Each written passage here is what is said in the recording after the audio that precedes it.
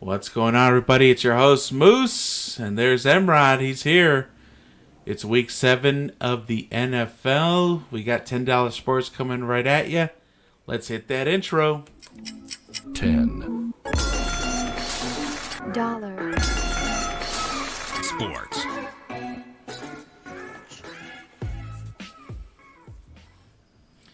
All right, everybody. Good evening. It's your host, Moose, and there's Mike. Wearing the Tampa Bay Lightning jersey. I'm liking it. Yeah, just had it in my closet. I actually came in after the first round of the playoffs. I thought it was okay. Ordered in the beginning of the playoffs. I was like, yeah, I'll have it for the next 2 or 3 rounds, but we all know how that ended. Yeah, I just got over it yesterday. Thank you for the reminder. I'm still upset about the Lightning, and of course we do a podcast, or I do a podcast. Make sure you're looking on our channel for the Thunderdome Puckcast. We should have a new episode coming out tomorrow regarding part 2 of the road trip, which the Lightning winning their last 2 games. We're excited about that. So I'm happy to see you in a hockey jersey, Mike. It's very rare. I think it's the first time I've ever worn this jersey. Yeah, awesome. So, kind of cool. I got my Todd Gurley jersey finally came in. So building up the jersey collection. I think the LA Rams jersey is one of my favorite jerseys of all time, and it kind of makes me sad that they're looking to move away from it next year once they move into their new home. My guess is they're going to go with the blue and white because they got the blue and white helmets, and they've kind of done the blue and white pants. So I'm sad they're moving from the blue and gold, but we'll see. At least they'll have the throwback game. They got to do the throwback games. One of my, I'd have to say, at least in the top 5 favorite NFL jerseys of all time. So hope everyone's doing great. We got our week 7 episode coming up of $10 Sports, our amateur sports gambling podcast or vlog, if you will. And of course, Mike joining us. We're going to get right at it. We're going to talk about last week's picks and, of course, look at this week and see if we can win some money. Last week was definitely a bad week for me. If you remember on episode 6, I went 0 for 5. Mike actually I think you went 2 for 4 the week before while you were on vacation. And then we'll take a look at how you did now. Let me bring up your last picks, Mike. I can tell you I was out as of Thursday, so I'm staying away from Thursday. That is true. We need to stay away. I think I'm not going to pick a Thursday game for the rest of the year just because I want that excitement. I want the excitement of knowing that I'm not immediately out on a Thursday. Yeah, so, Mike, here are your picks from last week. Looks like you went. It looks like 2 and 4 for last week. So tell me how you feel about some of your picks here. Looks like we all know the Bucks went down early in London. Falcons had a little bit of a disappointing game. Giants not covering against the Patriots, and looks like the Chiefs kind of laid an egg against. Yeah, they played the Texans in a kind of a strange game. Yeah, just no much comments on this one. Just Sunday morning. Well, I lost it on Thursday with the Giants. I thought they would cover the spread there. They usually play the Patriots pretty tough. And I thought Daniel Jones was going to make his comeback game. So that did not work out. And then first game, 9:30 a.m. Eastern time, I go ahead and put on the Bucks game just to be even more disappointed. So it was all downhill from there for me. So that's right. We'll have to give Jameis Winston the Price is Right losing horns. Yep. And we talked about that, of course, on our last episode of Buc'ing Hangover. Jameis Winston, 5 interceptions. That was a big loss, and luckily I picked the Panthers, so I was doing okay there. But going back to your picks, of course, who did the Falcons play? Because I thought that was an interesting pick. In my opinion, the Falcons could very well go 1-15 this year because I feel they are a dumpster fire of a team. yeah, the Falcons, they're a team. I mean, they played against the Cardinals. They lost 34-33 by 1 point. They're just a team that they have so much talent on the field. DeMonta Freeman, Matt Ryan. They got some talent on defense. They got Julio Jones, of course, Calvin Ridley. And I just expect them to be a higher output team. and they have a very good head coach who's a defensive-minded head coach, Dan Quinn. But they just, I mean, Dirk Cutters went over there and destroyed that offense. I mean, I don't know if it's Dirk Cutter. it has to be coaching at this point because, like you said, they have a top tier receiver for sure. Devontae Freeman has had pretty solid years before, and we know Matt Ryan has the ability to be an elite quarterback. I mean, it has to come down to coaching at this point, right? That's the only. I mean, their offense is scoring, so I don't think it's all Dirk Cutter. I mean, they're just the whole coaching staff. I think is just a mess right now. I'm not sure what's going on with them, and I keep banking on them when they're playing against a team like the Cardinals or another subpar 500 team or less, and they keep disappointing me every single time. Yeah, they've definitely been a disappointment. I think kind of another surprise was were the Chiefs coming out flat last week, and I know looking at the Chiefs moving forward, probably for the next 3 or 4 weeks, with the Madden curse coming to fruition, basically with Patrick Mahomes. Kind of a tough game for the Chiefs last week. Yeah, Carlos Hyde, 116 yards on the ground and a touchdown.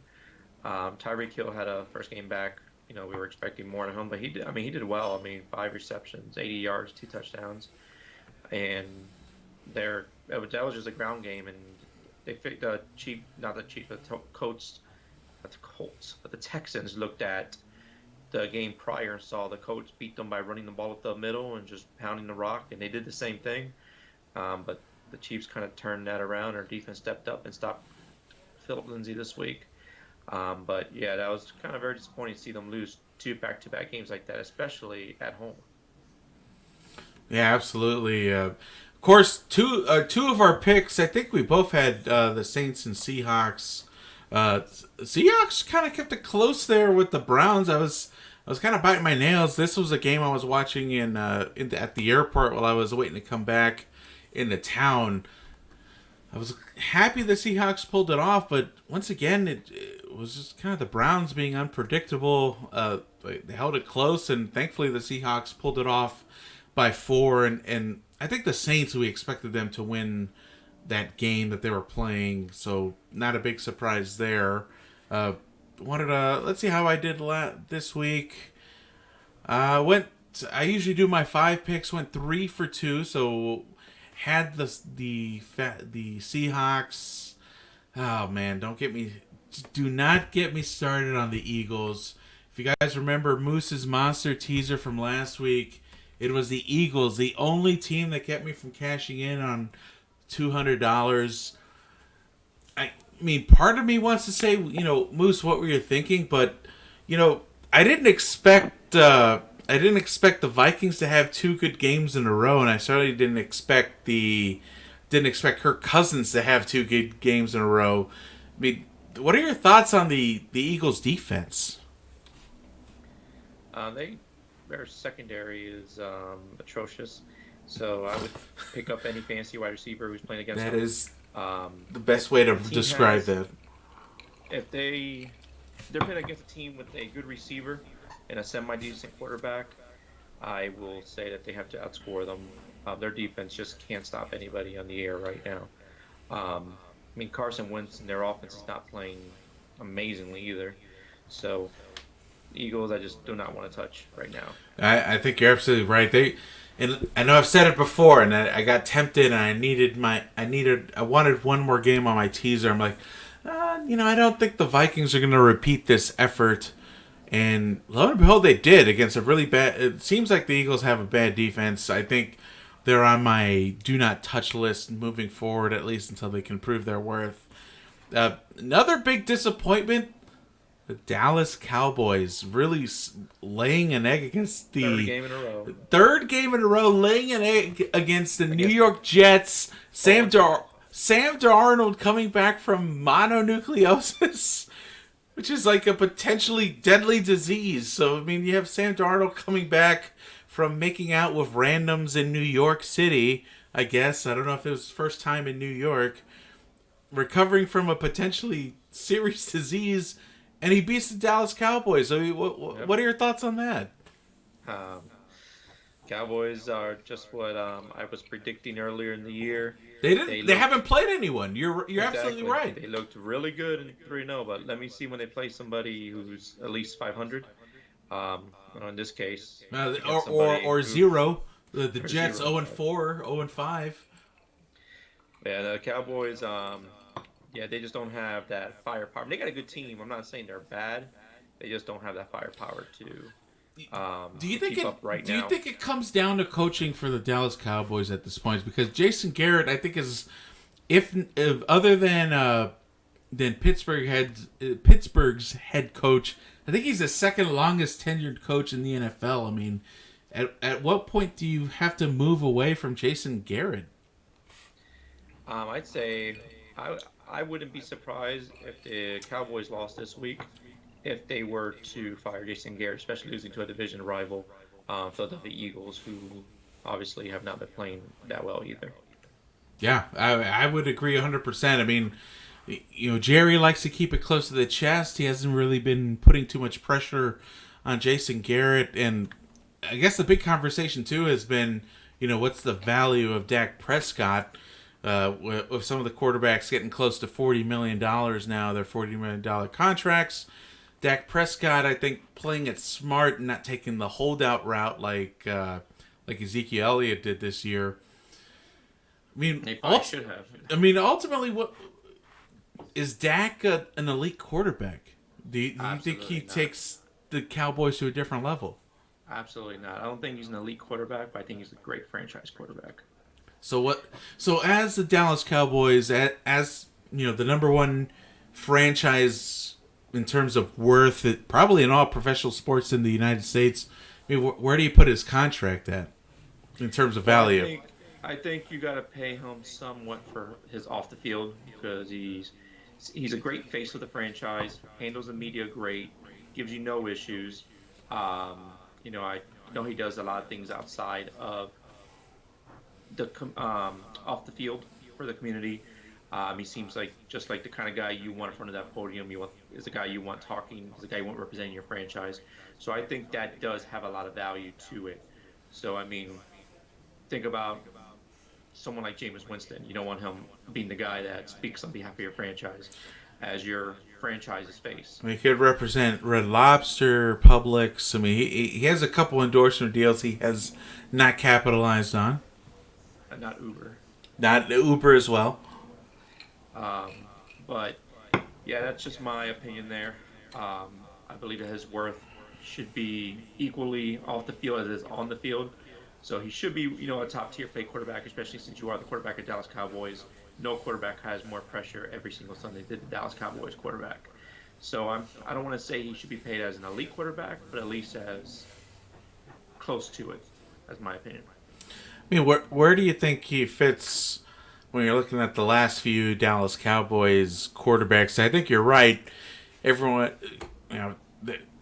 the saying is, of course, the Cowboys are America's team, and I think everyone looks at the Dallas Cowboys quarterback position. I mean, where do you think he fits among the last 3 or 4 players to play that position? I mean, you look at Tony Romo, who's doing amazing on the prime broadcast team with CBS, and obviously, he was a great philanthropist and just really a big community member in that area. Where do you think he fits in terms of, As of right now, given he's only in his fourth year, he's made I believe since he was drafted, he has the number 2 most wins since that time. No. So I would say he's on par with Tony Romo right now. Of course, he can always go a different direction and get off track. But as of right now, I mean, he's made the playoffs twice already. And I'd say he's right there with Tony Romo. Very good. And then, of course, the last 2 picks, getting them right. We had the mutual Seahawks pick at -2. Packers pulling out a big win. And then I went against you a little bit there. I was feeling that it was going to be the Panthers' day. And Jameis Winston did not disappoint with helping the Panthers pull out I think it was a 9 or 11-point victory against the Buccaneers. Again, full recap on our other show, the Buc'ing Hangover episode, where are we at? Episode 5, episode 6, I think, right? We're at 2 and 4. So episode 6 of Buc'ing Hangover. Make sure to check out our reaction to week 6 or week 7 to the Buccaneers. So as we get into week 7 of the NFL, Bucs going into the bye week, thankfully. You can probably see on my Coca-Cola dashboard, we have the bye week at minus 3.5 against the Buccaneers. Kind of a inside joke going so far. But let's look at this week's games. We got a really... I found this week to be pretty challenging when I was going through my picks. Are there any picks, Mike, that you thought were definite no-goes for you? Games that you didn't even want to touch? Yeah, Philadelphia Eagles, Cowboys. That's one of my no-goes there.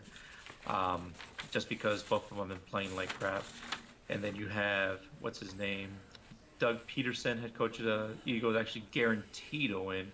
So if you believe him, you might want to go with the Eagles there. You don't think guarantees work in the NFL? One time it did, Joe Namath. But, it's one of how many other times has that happened. I don't like what's the other one I said? I'm like, the Vikings and Lions, that one's going to be like a tough one to pick because the Detroit Lions defense is playing really well. I probably would lean more towards Minnesota. I just like their offense the way it's clicking right now. And their defense is equally as good. And another one that I would say I would not touch is probably the Saints. Especially, I think I chose the Saints on that one on my parlay. This was before we found out Kamara is out. So now it's... That's right. That's breaking news. Kamara has been announced as out for the Chicago and New Orleans game this Sunday. So it's probably going to shift the odds in probably in the favor of the Bears somehow. Because both defenses are great. Both offenses, are playing with a non-consistent quarterback. I know Teddy Bridgewater is 4-0 starter, but I think the defense is carrying him the whole way. But both defenses are great. I think it comes down to, in my opinion, it's going to come down to Kamara. He was going to be the difference in the playmaker there. And nobody really has an answer to him. Now all the Bears got to do is fence in on Mike Thomas, and Jared Cook is out as well too. So that's right. It's all just fence in on Mike Thomas and let Teddy Bridgewater try to win the game with second-tier talent. And I don't know how that's going to result, so I wouldn't touch that game. So what I'm hearing is the New Orleans Bears game is a safe under pick, especially with Jared Cook and Alvin Kamara being out. So right now the under is 38. I would safely take the under on the Bears-Saints game. Absolutely. When you're comparing their quarterbacks, or comparing Teddy Bridgewater versus Mitchell? Yeah, no, Trubisky. Is Trubisky back? I believe so. He's back. It's not Chase Daniel. All right. So if you're looking at Trubisky, let's even think about Chase Daniel though, just in case. But when you're comparing Teddy Bridgewater versus even Mitchell Trubisky or Chase Daniel, I mean, who do you think has the advantage? Absolutely, Teddy Bridgewater. He's been more consistent. He's been winning games. It looks like he's listed as questionable as of right now, Mr. Trubisky. I would say most likely he does play this Sunday. I'd be surprised if he is out. Interesting. Let's go. Some of my no-goes, I actually had the same no-goes as you. Two of them. I also put New Orleans, Chicago. Again, with the uncertainty at quarterback, I feel fairly comfortable with Teddy Bridgewater. But again, that offense really hasn't been, it's not like it's an offense on fire. It's been doing just well enough to beat teams and maybe not even great teams if you're looking at the Buccaneers with a bad secondary, for instance. I had Philadelphia and Dallas as well. Dallas has burned me a couple weeks in a row, as well as the Eagles, so I wanted to put them in my no-go category. And another game I thought that was interesting that I didn't want to touch was the LA Rams at the Atlanta Falcons. Mostly because I feel like the Falcons are kind of due to win another game. even though they're my dumpster fire team of the year, it's really hard for me to think that the Rams could lose 4 games in a row. But it is entirely possible because they haven't been playing particularly well. So that's... And this is another game here. That one is one, to me, I think can go either way too, because Talib is on IR. You have Marcus Peters, who got shipped over to Baltimore. Yes, Jalen Ramsey just got traded, Wednesday? Miraculous recovery from a back injury. I've never seen someone recover so quickly from a back injury. He may be ready to play on Sunday. And he will play on Sunday, but I mean, how quickly can you pick up a Wade Phillips defense that quickly? If he plays, I think he's just going to be out there playing straight up man-to-man on Julio Jones. So that secondary is going to be extremely suspect. And Matt Ryan, Calvin Ridley, Austin Hooper actually is having a great year. He is having a great year. And then you got the other guy, Julio Jones, out there. I think if they just keep the ball in the air and challenge that secondary, I think Atlanta might be able to pull this off. It's going to be a shootout. I probably would take the over on that one. And I think we got our stats here on the air. Let's see. Oh, going to go over 55 on the Rams-Falcons? Interesting. Yeah, I can see it. I can see both teams scoring 30 in the 30 points range. So let's look at our games for this week. How you feeling about Raiders-Packers? But before we go over, yeah. How about that gift from Vegas right there? Tell me about what you think is a gift. Chargers +2. Chargers +2. Where are the Chargers? Chargers against the Titans. Are you feeling a Chargers win? Against Ryan Tannehill, I would take the University of South Florida against Ryan Tannehill. That is a slight exaggeration. A Charlie Strong team, there's no way that they could beat the Chargers. But I agree with you that very interesting decision by the Titans organization to bench Mariota. Who would have thought that Mariota would have been the first quarterback to be benched from that draft class, I guess, because Winston's still in. No benching for Winston. That's just because Jason Licht didn't want to have a quarterback behind him that could challenge him, whereas the Titans got a quarterback who actually has starting experience. I guarantee you, if Ryan Fitzpatrick was still here, all the fans would be chanting all over social media, put in Fitzmagic back in. But who are we going to root for, Ryan Griffin or Blaine Gabbert right now? And Blaine Gabbert's actually out for the year. I think he's out. He's at least out for half the year.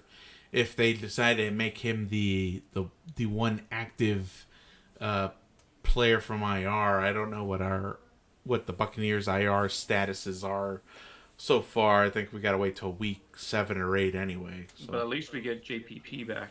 JPP is coming back. We're excited for that.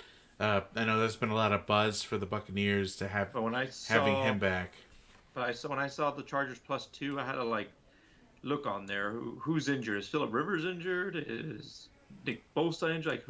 Why are they plus underdogs against a backup Tennessee Titans? No one is injured. I would attribute that to the Chargers have just been inconsistent. I mean, at this point, I expected the Chargers to be at worst 4-2, but somehow they're 2-4, I believe. I mean, I agree. They have been a huge disappointment this year, and I mean, they could potentially miss the playoffs if they continue this pace. Yeah, absolutely. So I wanted to get into a few of the games, getting into week 7 of the NFL season. I think one of the teams trending up potentially could have been the Oakland Raiders against the Green Bay Packers, who are currently leading the NFC North. How are you feeling about this game? This is really interesting. Raiders, I believe, coming off the bye. Do you feel that they have a chance in Lambeau? I always feel the Raiders have a chance. That's my team. That's my team this year. I didn't touch them because they're playing at Lambeau, but otherwise I probably would have picked them.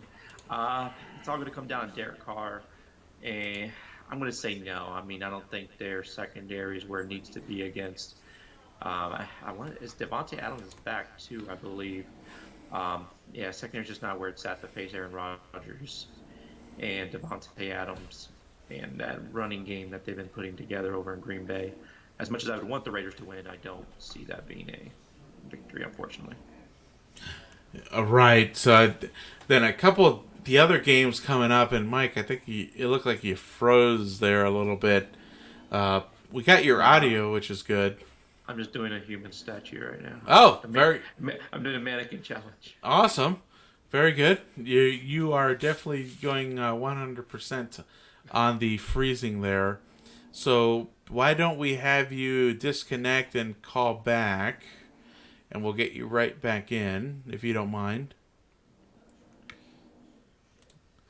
And then, sorry about the difficulties there. I know Mike had some challenges with Skype. There's Mike.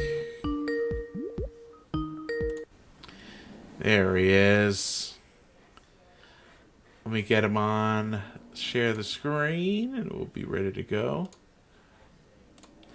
All right, Mike. I think it looks like you're back. Very good. Next question, kind of moving on. We expect the San Francisco 49ers to take care of business against the Redskins. I think another interesting game for this week is the Cardinals versus the Giants. I know you're really big on Danny Dimes, picking him up even in fantasy. Do you think this is another game that the Cardinals could potentially get up to 3 wins?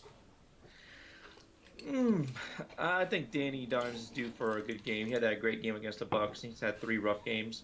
I think he's definitely due for a good game. So I would probably pick the Giants on this one. Going to take the Giants over the Cardinals. Very good. And then moving along, I think another interesting game for me is Vikings-Lions. We were talking about that as being one of your no-goes. I actually picked the Lions on this one coming off the bye week. Any thoughts on how Kirk Cousins has been playing lately? Hey, ever since that game where he got called out by Adam Thielen, and he's been throwing the ball, and they've been playing really well. And Stephon Diggs had that big game last week, the week before, and Thielen had the big game. So I think they're starting to click there, and I think Kirk Cousins is actually starting to get where he needs to be for that guaranteed 3-year contract there. Yeah, that's absolutely true. I know he was definitely the butt of a few jokes the last few weeks with the big contract and looking absolutely lost out there, but he's really picked it up the last 2 weeks. We, of course, have talked about the Rams and Falcons a little bit. I think that's an interesting game. I fully expect the Rams to win that one, but I think that's a game the Falcons could pull off. One of the closest games in terms of margin is the Texans at the Indianapolis Colts. How do you see that one playing out?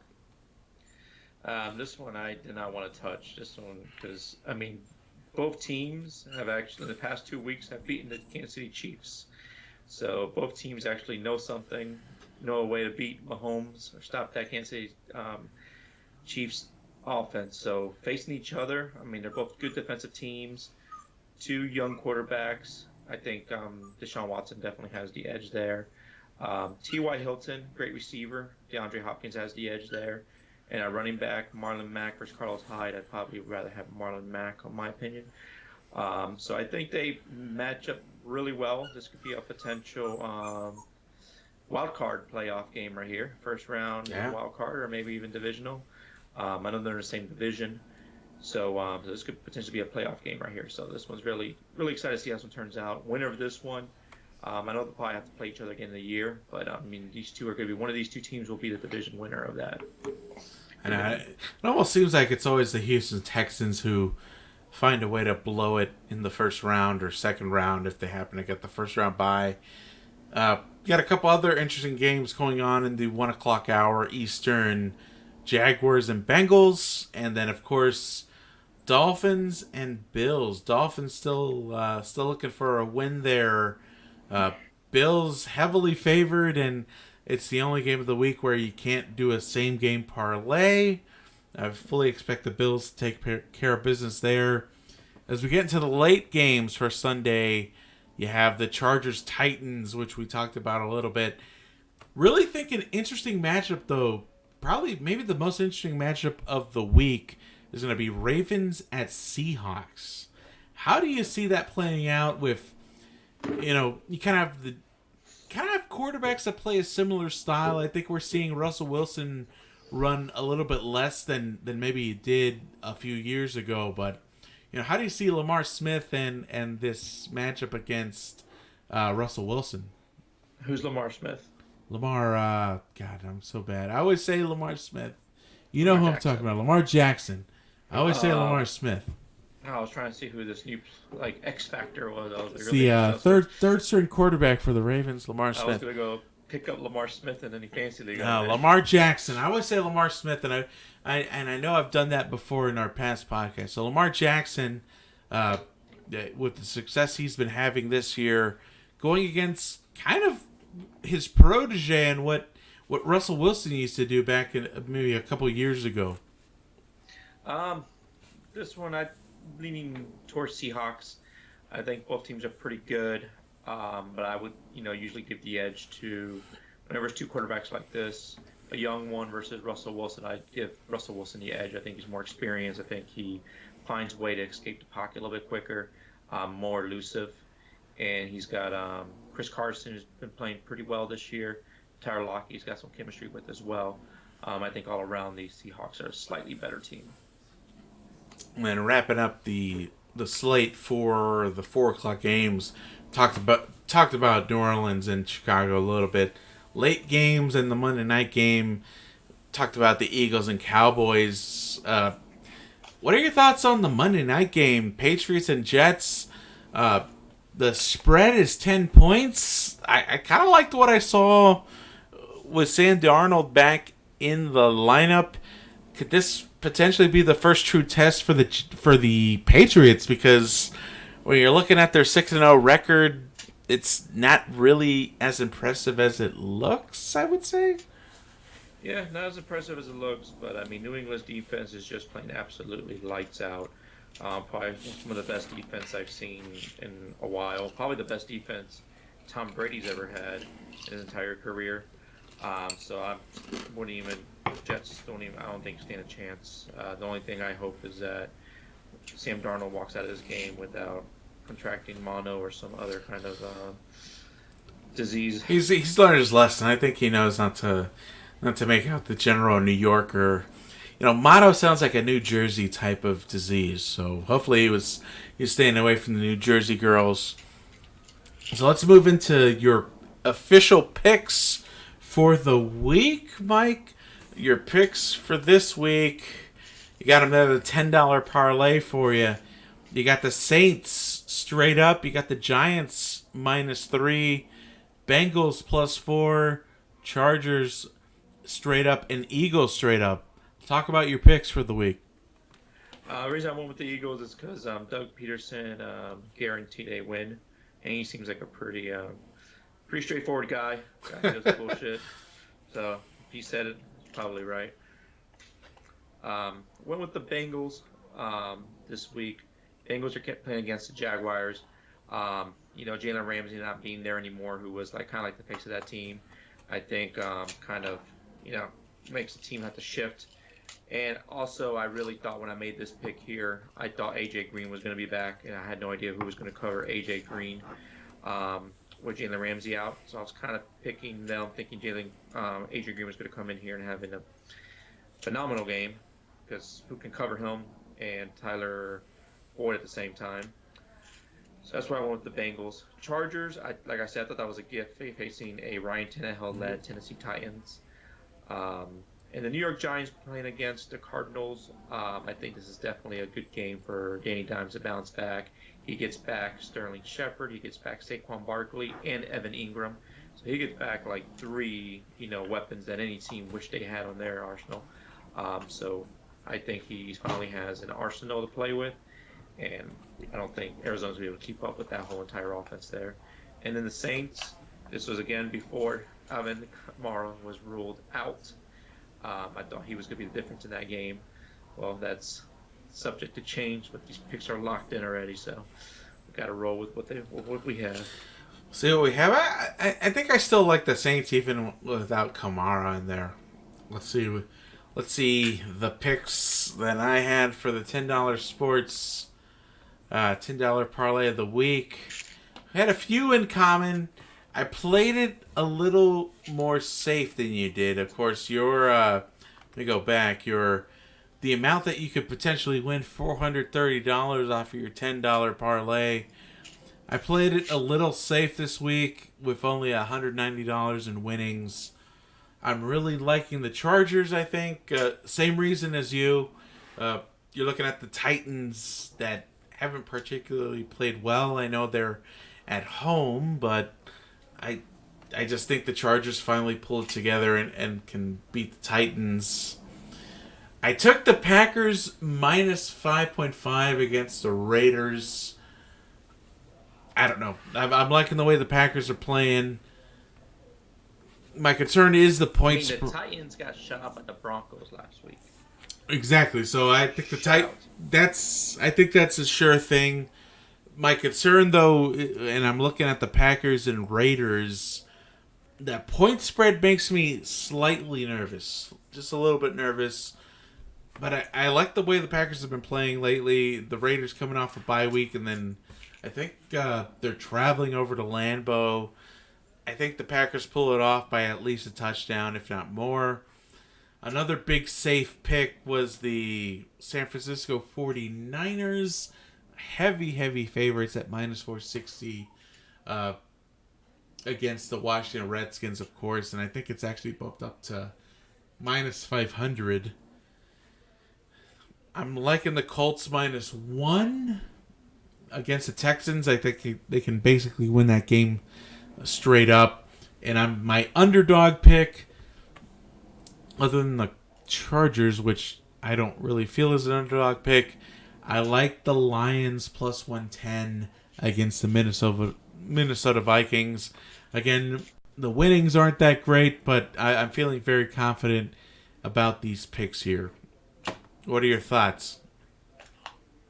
Chargers I agree with. Lions I do not. I think the Minnesota Vikings are going to win that game the way their offense has been clicking. 49ers, they are heavy favorites. I would take that. I probably wouldn't take it with the point spread. But yeah, the 49ers have been playing really well. Their defense, and I don't even know who's playing quarterback this week. Is it Case Keenum? I believe it's Case Keenum. San Francisco's defense. I mean, not San Francisco's defense. Well, San Francisco's defense is playing really well. The only threat I think to San Francisco is if somebody has a high flying offense, which the Redskins I know do not. So that's a safe bet there. But yeah, that's my thoughts on that one.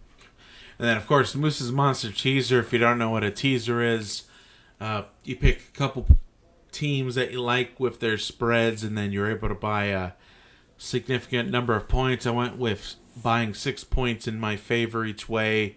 Almost hit the teaser last week, other than the damn Philadelphia Eagles. They couldn't keep it within 10, which blew my chance at winning $200 with the teaser. This week, only going with 6 teams. So this is Moose's Monster Teaser. I'm liking the Packers. And if you buy the teaser points, you're looking at Packers basically at plus 0.5. So Packers to win by 1, basically, which I think that's fairly certain. Brings down the 49ers, however, down to minus 4. So as long as the 49ers beat the Redskins by 4, you're in good shape. It gives you 6 points against the Cardinals. I picked the Cardinals plus 9 with the teaser. Brings down the Bills odds to minus 11. Feeling confident that they should be able to beat the Dolphins by 11 at least. Gives the margin of victory to the Lions plus 8, which I think is favorable. And the same thing with the Colts as well, plus 5. So that's Moose's Monster Teaser for the week. Got a couple over-under picks for you as well. I like doing my 1 p.m. picks and my 4 p.m. picks. Look for the 1 p.m.s.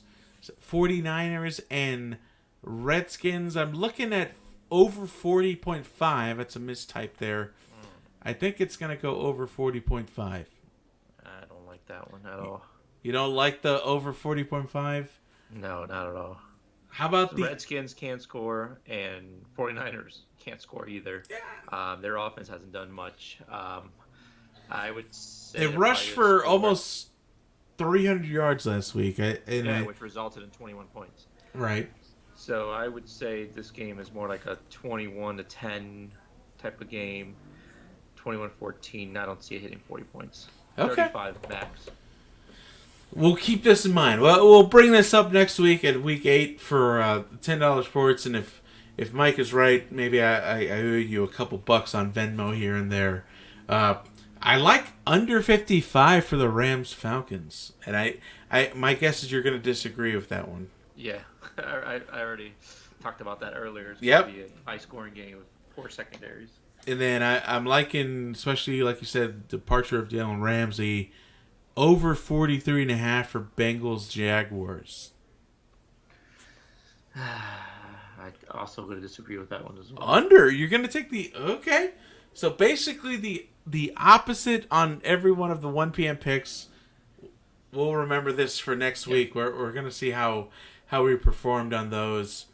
Moving over to the 4 p.m.s. I'm taking the over on the Chargers Titans. 40.5 right now is the over the total points. I'm going to take the over on that one. Yep.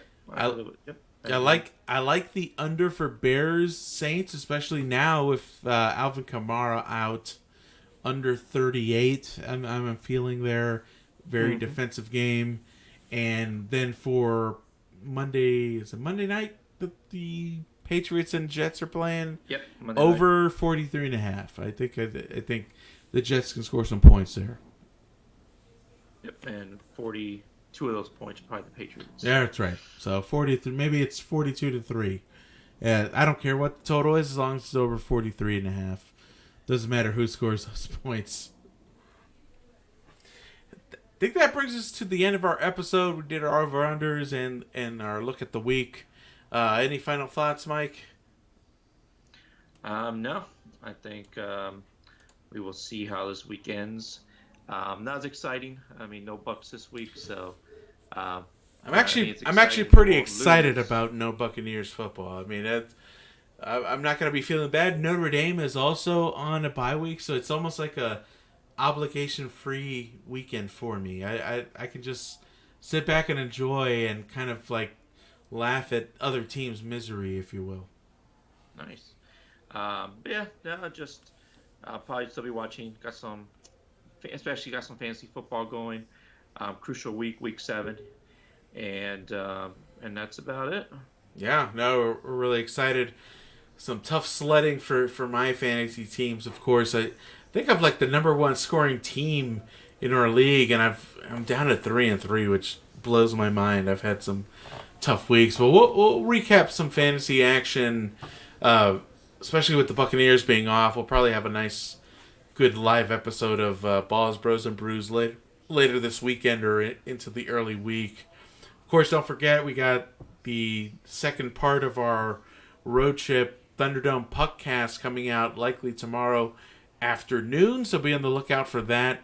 And the Lightning finally get home against the Colorado Avalanche tomorrow after a long 6-game road stand where they hit the 7-point mark. Episode 4 of the Thunderdome Podcast, I said that was the number to shoot for after the big win against Boston last night in the shootout. Lightning hitting 7 points for the road trip, so I'm really happy with that. We'll kind of debrief and recap that action as well. Thank you so much for being with us. We always appreciate your attention. Make sure you're subscribing and liking our videos. It's been Moose and MRod with $10 Sports. We'll see you next week. Go Bucks, go Irish, even though they're off. We'll see you next week. Make sure to like us, $10 Sports on Twitter. And, of course, Balls, Brews, and Bros on Twitter for Mike as well. Take care. Have a good night. And I won my mannequin challenge, by the way. You won your mannequin challenge. Yes, that's right. You have been still for the past 35 minutes. Certainly appreciate the effort. We'll see you next week. Take care. All right, bye.